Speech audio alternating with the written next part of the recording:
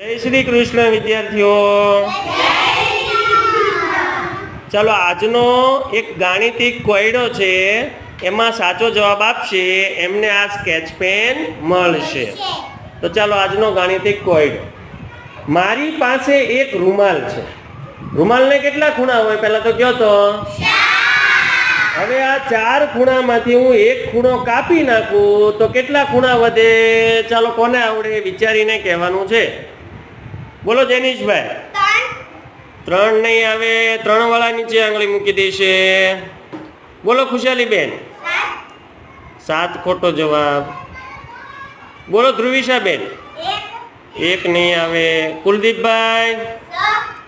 લા ભાઈ એટલા બધા થોડા વધે. બોલો અજયભાઈ. કઈ રીતે? ખૂબ સરસ, ખૂબ સરસ.